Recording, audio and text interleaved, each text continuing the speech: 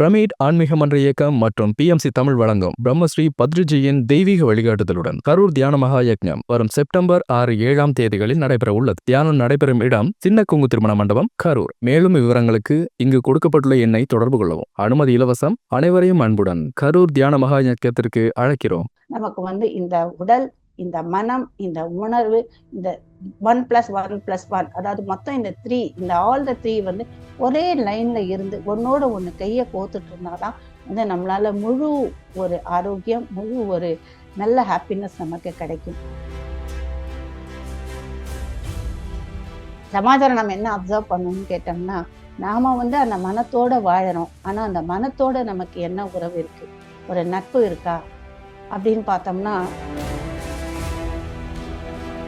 உறவே இல்லை, நீ யாரோ நான் யாரோ அப்படின்னு இருக்கும்போது அதுக்கும் அதோட வேலைக்கு போகுது, நாம நம்ம வேலைக்கு ஒரு கோஆர்டினேஷன் 2 பேருக்கும் இருக்கிறதுல.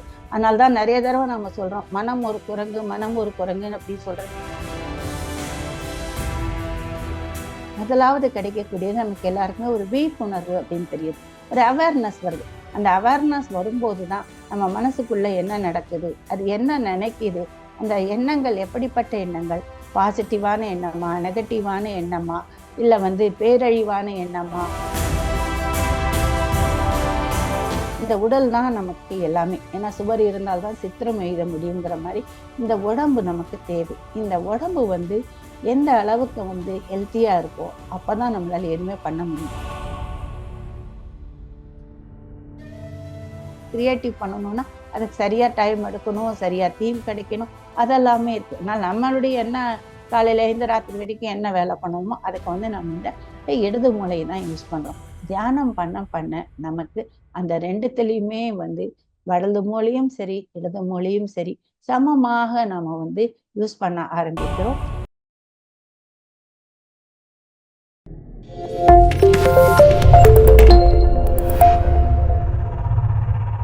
அனைவருக்கும் என் அன்பான வணக்கங்கள். தியானம் நமக்கு மன நலத்தை கொடுக்கிறது. அதாவது மனநலம் இல்லைன்னா மன வளம், எப்படி வேணா நம்ம சொல்லலாம். மனத்தை வளமாக வைத்துக் கொள்கிறது, இல்லைன்னா மனத்தை நல்ல ஒரு ஹெல்த்தியா நல்லா அப்படி ஃபிட் அண்ட் வச்சுக்கிறது, ஃபிட் அண்ட் ட்ரிம் அப்படின்னு சொல்லணும், அந்த மாதிரி வச்சிருக்கு. ஸோ நமக்கு ஒரு முழுமையான ஒரு ஆரோக்கியம், முழுமையான ஒரு நலன் வேணும் அப்படின்னா நமக்கு இந்த உடல், இந்த மனம், இந்த உணர்வு, இந்த 1+1+1, அதாவது மொத்தம் இந்த 3, இந்த ஆல் த 3 ஒரே லைன்ல இருந்து ஒன்னோட ஒண்ணு கையை கோத்துட்டு இருந்தாதான் நம்மளால முழு ஒரு ஆரோக்கியம், முழு ஒரு நல்ல ஹாப்பினஸ் நமக்கு கிடைக்கும். நம்ம எல்லாருக்குமே மனம்னு ஒண்ணு இருக்கு. அந்த மனம் இல்லாம நம்ம கிடையாது. ஒரு நிமிஷம் கூட அந்த மைண்ட் நம்ம கிட்ட இல்லைன்னா நாமளாவே இருக்க முடியாது. அந்த அளவுக்கு நம்ம அந்த மனத்தோட இணைந்து இருக்கிறோம். ஆனா அந்த மனத்தை பார்த்தோம்னா அதுக்கு ஒரு வடிவம் இருக்கா? வடிவம் கிடையாது. இல்ல அது பார்க்கவாவது முடியாதா? அதுவும் முடியாது. இப்ப நம்ம உடம்புல ஒரு ஹார்ட்டை பாருன்னா அந்த இடத்துல கொண்டு போய் பார்த்தோம்னா ஒரு ஹார்ட்டுக்கு ஒரு ஃபிகர் இருக்கு, ஒரு ஸ்கேன் எடுக்கணும், ஏதோ எடுக்கணும், இங்க இப்படி இப்படி இருக்கு அப்படின்னு தெரியுது. நான் உடல்ல எந்த ஒரு உறுப்புக்கும் நமக்கு ஒரு ஃபார்ம் இருக்கு. ஆனா இந்த மனசுக்குங்கிறது ஃபார்மே கிடையாது. அந்த மாதிரி ஃபார்ம் இல்லாத ஒண்ணு, உருவம் இல்லாத ஒண்ணு நம்மளை போட்டு எப்படி ஆட்டு படைக்குதுன்னு பாருங்க. சொல்லப்போனா அது நமக்கு சர்வாதிகாரி மாதிரி தான் இருக்கு. அதை என்ன சொல்றோமோ அதை தானே நம்ம கேட்டுட்டு இருக்கோம். நமக்குன்னு ஒரு தனியாக ஒரு எண்ணமோ ஒரு இதோ இல்லாம இந்த மனம் என்ன சொல்லுதோ, அது எந்த நேரத்துல எப்படி பேசுதோ, எப்படி போகுதோ அதுக்கு மாதிரிதான் நாமளும் அட்ஜஸ்ட் பண்ணிட்டே போயிருக்கோம். இதுல ஒரு சமாச்சாரம் நம்ம என்ன அப்சர்வ் பண்ணணும்னு கேட்டோம்னா, நாம அந்த மனத்தோட வாழறோம். ஆனா அந்த மனத்தோட நமக்கு என்ன உறவு இருக்கு, ஒரு நட்பு இருக்கா அப்படின்னு பார்த்தோம்னா அது கிடையாது. இந்த தியானத்துக்கு வரத்துக்கு முன்னாடி பார்த்தோம்னா மனம்னு ஒண்ணு இருக்குன்னு தெரியும், இதுன்னு இருக்கும், அவ்வளவுதான் தெரியும். ஆனா அதோட ஒரு நட்பு இருக்கா அப்படின்னு கேட்டா நட்பு கிடையாது. நாம ஒரு ஃப்ரெண்ட்ஷிப்காக வெளியே போய் எல்லாரையும் தேடுறோம். இந்த நம்ம கொலீக்ஸ் இருக்காங்க, காலேஜ் ஃப்ரெண்ட்ஸ் இருக்காங்க, ஸ்கூல் ஃப்ரெண்ட்ஸ் இருக்காங்க, வீட்டுல பக்கத்துல இருக்கவங்க இருக்காங்க, இல்ல நம்ம வீட்டுல இருக்கவங்க இருக்காங்க. இப்படி எல்லாரோடையும் நம்ம ஒரு ஃப்ரெண்ட்ஷிப்காக தேடுறோம். அவங்களோட எல்லாரையுமே ஃப்ரெண்ட்ஷிப்பை டெவலப் பண்றோம். அவங்கள ஃப்ரெண்ட்ஸா நம்ம வச்சுக்கிறோம். அவங்களோட நம்ம எல்லாருமே டைமை ஸ்பெண்ட் பண்றோம். அப்படி டைம் ஸ்பெண்ட் பண்ணும்போது தான் நம்ம எல்லாருமே சந்தோஷமா இருக்கோம் அப்படின்னு நம்ம நினைக்கிறோம். ஆனா நமக்கு உள்ள இருக்கக்கூடிய ஒரு மனம், அந்த மனத்தோட நாம என்னைக்கு ஃப்ரெண்ட்ஷிப் வச்சுட்டு இருக்கோங்கிறது நம்ம யோசிக்க வேண்டிய விஷயம். ஏன்னா அந்த ஃப்ரெண்ட்ஷிப் இல்லாம இருக்க கொண்டுதான் நமக்கு இந்த மாதிரி இருக்கு. நம்ம ஒருத்தர்கிட்ட ஃப்ரெண்டா இருக்கோம்னா கண்டிப்பா அவர்கிட்ட நம்ம டைம் ஸ்பெண்ட் பண்ணணும்.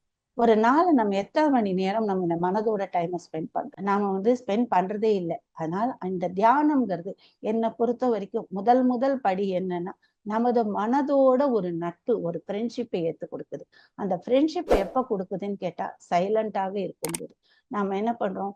இந்த தியானம் பண்ணும்போது கண்ணை மூடி நமது மனதை அமைதிப்படுத்துறோம். எண்ணமே இல்லாம இரு, நீ கொஞ்சம் நல்லா ரெஸ்ட் எடு, ரொம்பவே நீ வேலை பண்ணிட்டு இருக்க, அதனால ஒரு 1/2 மணி நேரம், 40 நிமிஷம், 1 மணி நேரம் எவ்வளவு வேணுமோ கொஞ்சம் நல்லா ரெஸ்ட் எடுத்துக்கோ.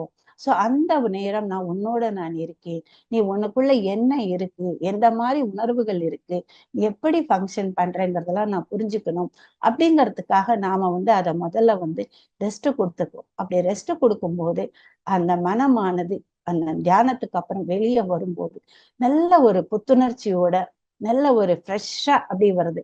அப்படி வரும்போது அந்த மனதை நாம எந்த ஒரு வேலைக்கு யூஸ் பண்ணாலும் அதோட எஃபிஷியன்சி ஃபர்ஸ்ட் கிளாஸா இருக்கு, 100% இருக்கு. அதே அந்த மனமானது நாம ஒரு உறவே இல்லை, நீ யாரோ நான் யாரோ அப்படின்னு இருக்கும்போது அதுக்கும் அதோட வேலைக்கு போகுது, நாம நம்ம வேலைக்கு போறோம். ஒரு கோஆர்டினேஷன் 2 பேருக்கும் இருக்கிறதுல.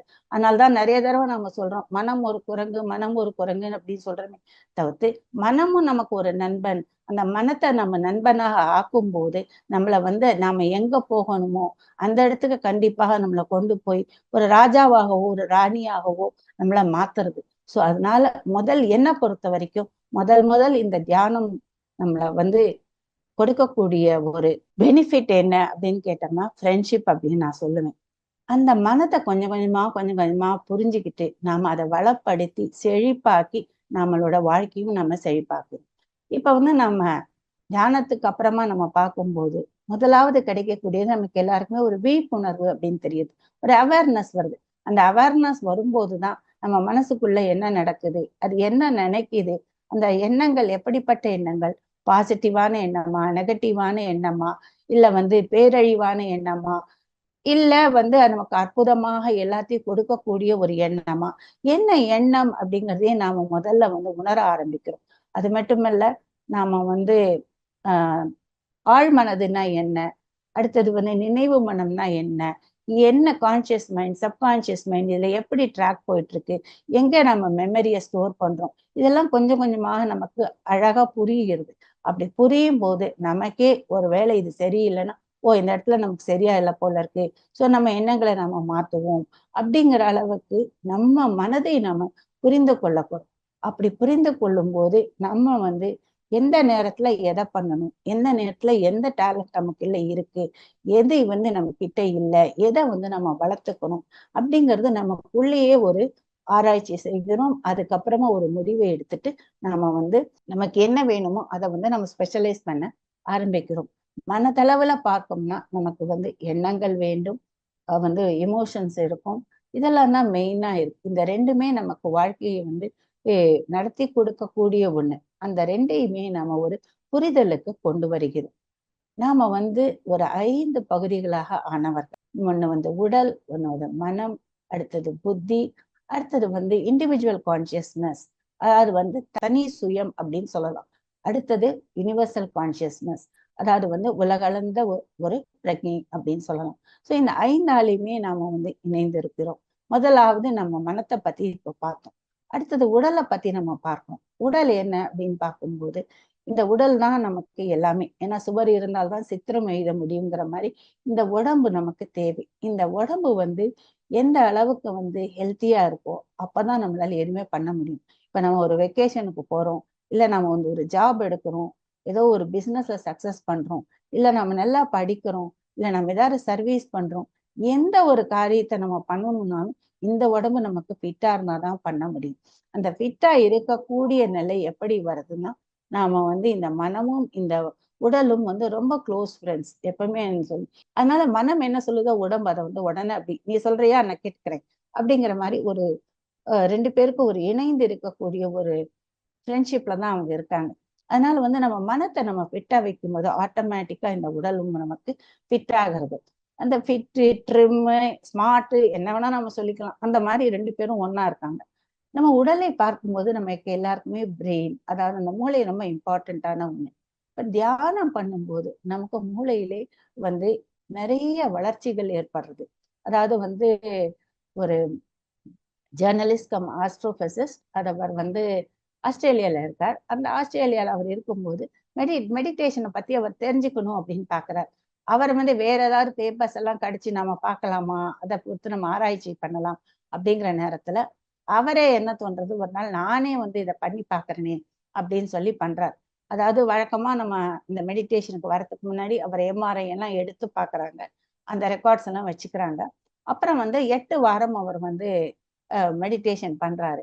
இப்படி மெடிடேஷன் பண்ண பின்னாடி 8 வாரத்துக்கு அப்புறமா திரும்பி வந்து அவர் போய் அதே எம்ஆர்ஐ எல்லாம் எடுக்கிறாங்க. எடுத்து பார்த்தா அதுல வந்து நல்ல டிஃபரன்சஸ் இருக்கு. இந்த மூளையில வந்து பல வகையான வளர்ச்சிகள் ஏற்பட்டிருக்கு அப்படிங்கறத அவங்க கண்டுபிடிக்கிறாங்க. அதாவது நமக்கு மூளையில வந்து ஒரு பகுதி இருக்கு, அமிக்டலாங்கிறது. அது அடிக்கடி கேள்விப்பட்டிருக்கோம் நம்ம. அது வந்து நம்மளோட பயத்துக்கு வந்து ஒரு காரணமான ஒரு சென்டர். அந்த பயத்துக்கு வந்து காரணமான சென்டர் நம்ம ரெகுலரா வந்து தியானம் பண்ணும்போது கொஞ்சம் கொஞ்சமா சுருங்க ஆரம்பிக்கிறது. அதாவது நீண்ட நாளா யாரெல்லாம் மெடிடேட் பண்றாங்களோ அவங்களுக்கு அந்த பாகம் வந்து கொஞ்சம் கொஞ்சமா சுருங்க ஆரம்பிக்குது அப்படிங்கிறாங்க. நாம கூட நிறைய தடவை நம்ம ஷேரிங்ல கேட்டிருக்கோம். நம்ம வந்து இந்த மாதிரி நாமெல்லாம் ரொம்ப பயந்துட்டு இருந்தேன், ஆனா இப்ப அந்த எனக்கு பயம் போயிட்டது அப்படின்னு நிறைய பேர் சொல்றது நம்ம கேட்டிருக்கோம். ஸோ நம்ம தியானம் பண்ணும்போது இந்த பயம் நமக்கு என்ன இருக்கோ அது வந்து வெளியே போயிடுறது. நமக்கு வந்து அதே மாதிரி 2 ஹெமிஸ்பியர்ஸ் இருக்கு பிரெயின்ல, எல்லாருக்குமே தெரிஞ்சிருக்கும். ஒண்ணு வந்து இடது மூளை, இன்னொன்னு வந்து வலது மூளை அப்படின்னு சொல்லுவோம். நம்ம இடது மூளையை வச்சு என்ன வேலை பண்றோம்? நமக்கு வந்து தினசரி வாழ்க்கைக்கு என்ன தேவையோ அதுக்கு மட்டும்தான் அதை யூஸ் பண்றோம். அதாவது சர்வைவல்காக நம்ம யூஸ் பண்றோம். அதுல என்ன இருக்கு, கணக்கு நல்லா வரும், மொழிகள் நல்லா தெரியும். அப்புறமா வந்து ஆராய்ந்து பண்ணக்கூடிய, அதாவது அனலிட்டிக்கலா நம்ம என்ன பண்றோமோ அதை பண்ணுவோம். அடுத்து வந்து பகுத்தறிவால என்ன பண்றோமோ பகுத்து ஆராய்ந்து பார்க்கக்கூடிய ஒண்ணு. அடுத்தது லாஜிக்கல் திங்கிங். இந்த மாதிரி நமக்கு டே டு டேக்கு என்ன வேணுமோ அந்த லெஃப்ட் பிரெயினை நம்ம யூஸ் பண்ணி பண்ணிட்டு இருக்கோம். நான் ரைட் பிரெயின் பண்ணும்போது ரைட் பிரெயின் வேற நல்ல வேலைகள் பண்ணுது. கிரியேட்டிவிட்டி, அதாவது படைப்பாற்றல கொடுக்குது, கற்பனையை வளர்க்குது, நமக்கு இன்ட்யூஷன் சொல்றோம் இல்லையா, இந்த உள்ளுணர்வை வளர்க்கறது. இந்த மாதிரி இதெல்லாமே வந்து நமக்கு ரைட் சைடோட பிரெயின் பண்றது. அதனால நாம வந்து மோஸ்ட் ஆஃப் த டைம் நம்ம லெஃப்ட் பிரெயினை தான் நம்ம வந்து அதிகமாக நம்ம யூஸ் பண்றோம். ரைட் பிரெயினை குறைச்சல தான் நம்ம யூஸ் பண்றோம். ஏன்னா நமக்கு வந்து படைப்பாற்றல்ங்கிறதோ கிரியேட்டிவ் பண்ணணும்னா அதுக்கு சரியா டைம் எடுக்கணும், சரியா தீம் கிடைக்கணும், அதெல்லாமே இருக்கு. ஆனால் நம்மளுடைய என்ன, காலையில இருந்து ராத்திரி வரைக்கும் என்ன வேலை பண்ணணுமோ அதுக்கு வந்து நம்ம இந்த இடது மூளையை தான் யூஸ் பண்றோம். தியானம் பண்ண பண்ண நமக்கு அந்த ரெண்டுத்துலயுமே வந்து வலது மூலையும் சரி இடது மூலையும் சரி சமமாக நம்ம வந்து யூஸ் பண்ண ஆரம்பிக்கிறோம். அது மட்டும் இல்ல, அது ரெண்டுத்துக்கும் நடுவுல இருக்கக்கூடிய கார்பஸ் கொலாசம் அப்படிங்கிற ஒரு தண்டு பகுதி வந்து நல்லா ஸ்ட்ராங் ஆயிட்டு வருது. அது நல்லா ஸ்ட்ராங் ஆகிறதுனால இந்த ரெண்டுமே ஒன்னோடு ஒண்ணு சேர்ந்து வேலை செய்யக்கூடிய ஒரு நிலை வந்து நமக்கு வருது. நிறைய இந்த நியூரல் கனெக்ஷன்ஸ் இருக்கு. அதாவது நிறைய நியூரான்ஸ் வந்து நம்ம பிரெயின்ல இருக்கு. ஒரு 80ல இருந்து 100 பில்லியன் நியூரான்ஸ் வந்து நமக்கு பிரெயின்ல இருக்கு.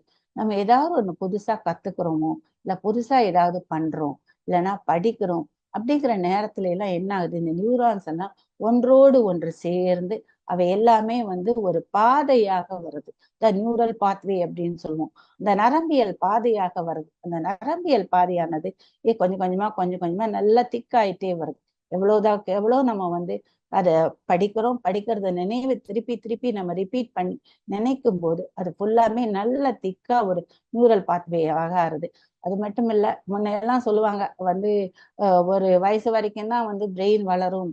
அதாவது 1970 எல்லாம் வந்து ரொம்ப சின்ன வயசு வரைக்கும் தான், 17 வயசு வரைக்கும் தான் அப்படின்னு சொல்லிட்டு இருந்தாங்க. அதுக்கப்புறமா கொஞ்ச நாள் கழிச்சு வந்து 21 வயசு அப்படின்னு சொன்னாங்க. இப்ப வந்து ரீசெண்டான ரிசர்ச் எல்லாம் பார்க்க போகும்போது அதெல்லாம் கிடையாது.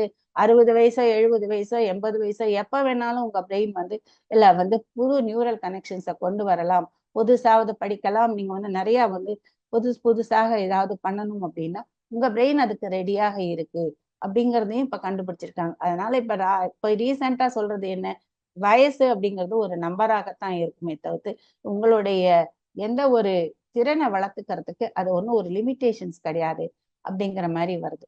அப்படி மாதிரி வரும்போது எப்படி வருது, நம்ம புதுசா பண்ணும்போது நம்மளோட நம்மளோட நியூரான்ஸ் பாத் இருக்கு இல்லையா, அந்த பாத்துல இருக்கக்கூடிய ரிஜிடிட்டி அப்படின்னு சொல்லுவாங்க. நம்ம ஒண்ணுமே யூஸ் பண்ணாம இருந்தோம்னா அந்த அப்படியே நரம்புகள் எல்லாம் அப்படி வரைத்து அப்படி ஸ்டிஃபா போயிடுறது. அந்த ஸ்டிஃப்னஸ் போயிடுறது நம்ம இந்த மாதிரி படிக்கும் போதும் இதெல்லாம் புதுசு புதுசா நம்ம ஏதாவது கத்துக்கும் போது அந்த மாதிரி யோசிக்கும் போதெல்லாம், அதாவது வந்து ரிஜிடிட்டில இருந்து பிளாஸ்டிசிட்டின்னு சொல்லுவோம், நியூரோ பிளாஸ்டிசிட்டி அப்படிமோ, அதை வந்து அந்த மென்மையான தன்மைக்கு போறது. அதனால நமக்கு மூளையிலும் நமக்கு புதுசாக கத்துக்கணும் ஆர்வம் வரும்போது இந்த ரிஜிடிட்டி போய் இந்த வந்து ஒரு மென்மைத்தனம்க்கு நமக்கு வருது. அதனால என்ன வந்து லாபம் அப்படின்னு கேட்டோம்னா, நம்ம வந்து எதுவுமே கத்துக்காம அத ஒரு விரைத்த பொசிஷன்ல நம்ம பிரெயின் இருக்கும்போது நம்ம என்ன பண்றோம், எதையுமே புதுசா பண்ண மாட்டோம். நம்ம ஒரு வட்டத்தை போட்டுக்கிட்டு இல்லைன்னா ஒரு ஸ்கொயரை போட்டுக்கிட்டு அந்த ஸ்கொயர்ல நான் சொன்னேன் இல்லையா எக்ஸ்பீரியன்ஸ் மாதிரி அந்த ஸ்கொயருக்குள்ள இருந்தே தான் நம்ம ஃபங்க்ஷன் பண்ணிட்டு இருக்கோம். புதுசா ஏதாவது மாத்துனா மாத்த முடியாது, இதுதான் எனக்கு சரி சூட் ஆயிருக்கு அப்படிங்கறதுனால புதுமையாக நம்மளால எதுவும் திங்க் பண்ணவும் முடியாது, நம்ம எதுவும் பண்ணவும் முடியாது.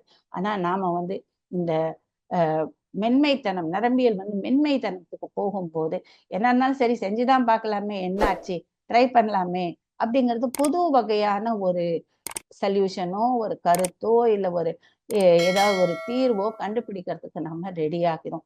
அதனால வந்து நமக்கு இங்க இருந்து அதாவது பழசா அப்படியே ஒரு கிணற்று தவளை மாதிரி இருந்த நாம அதை விட்டு வெளியே வந்து இந்த உலகத்தை பார்த்து புதுவாக ட்ரை பண்ணணும்னா அதுக்கும் நமக்கு இந்த பிரெயின்ல பாசிபிலிட்டி இருக்கு. அதுக்கப்புறமா வந்து நம்ம அடுத்தது வந்து நம்ம வந்து பார்க்கக்கூடிய கற்கும் திறல்கள், அறிவாற்றல் திறல்கள், அதுவும் வந்து நம்ம வந்து தியானம் பண்ணும்போது வளருது. ஏன்னா நமக்கு எல்லாருக்குமே தெரியும் தியானம் மட்டும் நமக்கு இம்பார்ட்டன்ட் கிடையாது. தியானத்தோட சேர்ந்து நம்ம புக்ஸை படிக்கணும். அந்த புக்ஸை படிக்கும்போது பல வகை மாஸ்டர்களோட வாழ்க்கை சரித்திரம் தெரியும், என்ன ஏதுக்குங்கிறது புரியும், அவங்க எப்படி வந்து வளர்ந்து இந்த நிலைக்கு வந்தாங்க அப்படிங்கிறதும் நமக்கு வந்து நம்மளால புரிஞ்சுக்க முடியும். புக்ஸை படிக்கும்போது பல வகை புரிதல்கள் நமக்கு. அதுக்கப்புறமா வந்து நம்ம வந்து நிறைய புதுசு புதுசாக கற்க ஆரம்பிக்கிறோம். அப்புறம் வந்து நம்மளுடைய நினைவு திறன்கள் எல்லாமே வளர ஆரம்பிக்குது. அதாவது கிரியேட்டிவிட்டின்னு சொல்ற போது படைப்பாற்றல் தன்மை நமக்கு வரும். புதுசா ஏதாவது சொல்லணும், ஒரு டான்ஸ் பண்ணலாமா, இல்ல பாட்டு பாடலாமா, இல்ல ஒரு போயம் எழுதலாமா, புதுசாக ஏதாவது கிரியேட் பண்ணலாமே, இந்த கிரியேட்டிவிட்டி திறன் நமக்குள்ள வருது.